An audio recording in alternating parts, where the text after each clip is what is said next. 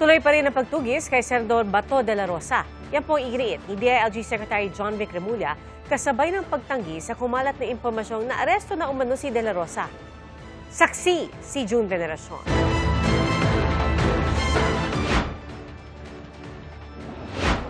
Dalawang araw lang tumagal ang huling pagpapakita ng Senador Bato de la Rosa sa Senado. Bakit yung pinayagan niyan mga tao niyan makapasok dito?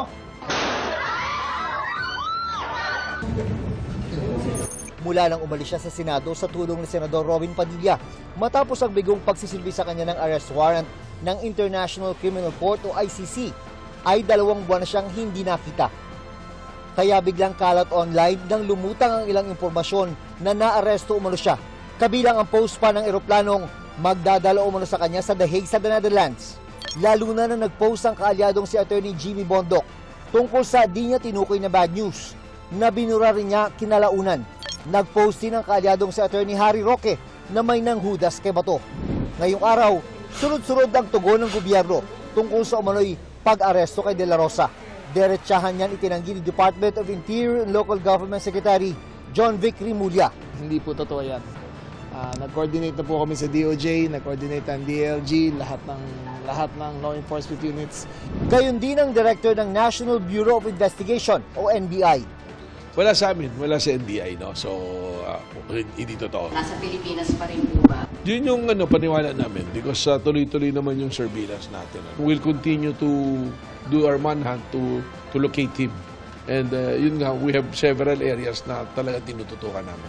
Wala namang alam umano ang Department of Justice ayon kay Secretary Frederick Vida. I really have no information or data. I think it's more of a law enforcement matter at this time. Git ni Remulla, kung mahuhuli man ang dating PNP chief, ay hindi ito isisikreto.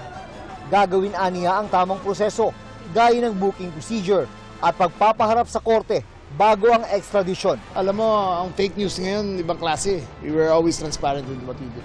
All the proper channels, all the proper procedures gagawin namin according to rule of law.